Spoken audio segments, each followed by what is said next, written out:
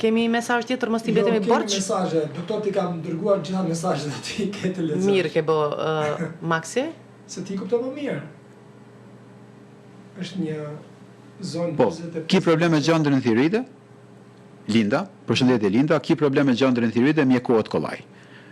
Don marifet mjekimi, mirë po mjekohet, nuk është çështje mjeku ginekolog, me këtë problematik merret mjeku endokrinolog. Edhe tash pas ke probleme me qafën e mitrës që rrinë në skuqur. Skuqja e qafës mitrës nuk është diagnozë. Është njësoj sikur ta kemi ftyrën në kuqe dhe themi kam problem. Ki ftyrën në kuqe, s'ki problem. Ama skuqja ndonjëherë tregon inflamacion.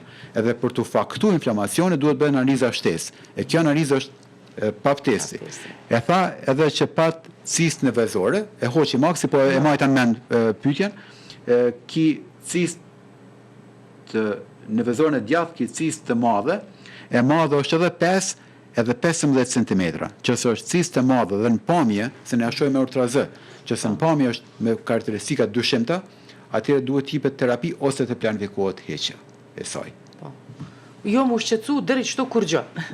Jo, unë nuk duhet ta mirët kjo emision si sebeb për alarm. Është sebeb për motivim, për shkohet e mjeku, jo si alarm. Të pëlqente moderimi, lexoni mesazh tjetër. Ja, e ke rastin. E tash zona Valbona e ka një problem që ka dhimbje gjatë ciklit. Dhimbja është ndjesi subjektive. Do thotë gjithë secili prej nesh dhimbjen e përjetojmë. Jo diçka e veçantë. E përjetojmë ndryshe. Edhe nuk matet. Neve treve, nëse na ngacmojmë në një gjelpon, reagimi është ndryshe neve treve. Por dhimbja jo patjetër tregon problem. Shumicën e herëve është manifestim normal gjatë menstruacioneve, ndonse ka raste kur ka një problem që quhet endometriozë, dhe kjo shkakton dhimbje të jashtëzakonshme gjatë ciklit.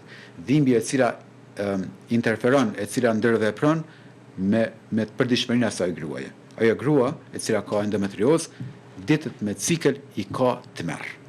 Saqë nuk mund të shkojë në punë, nuk mund të bëjë rutinë e përditshmërisë, e nëse e ka këtë skenar zonja Linda, atëherë duhet të konsultohet me mjekun.